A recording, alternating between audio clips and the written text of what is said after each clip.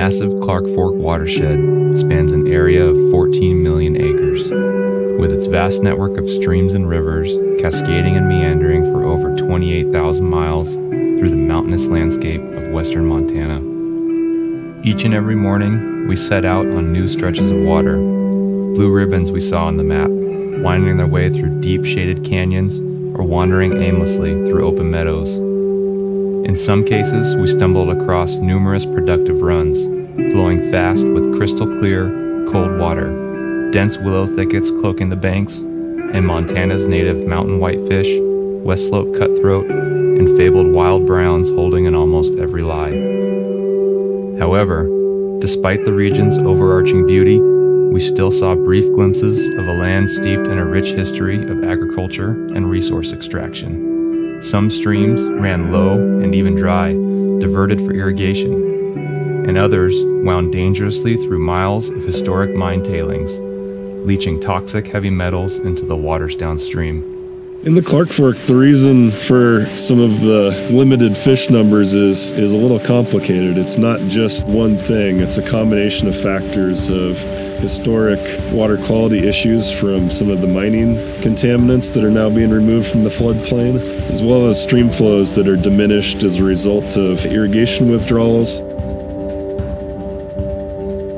We're standing in Racetrack Creek right here, which is one of the vital tributaries to the Upper Clark Fork River. This particular watershed does suffer from dewatering in the lower reaches, and we're actively working to lease and acquire in-stream flow to enhance the fishery. We've partnered with one ranch to do that, where we purchased a reservoir water right to enhance stream flows in Racetrack Creek.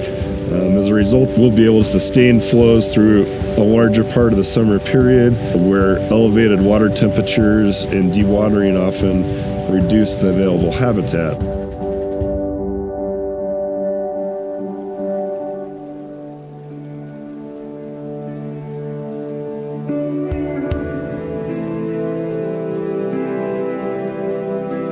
An American dipper calls, bobs, and feeds on caddisfly nymphs along the water's edge.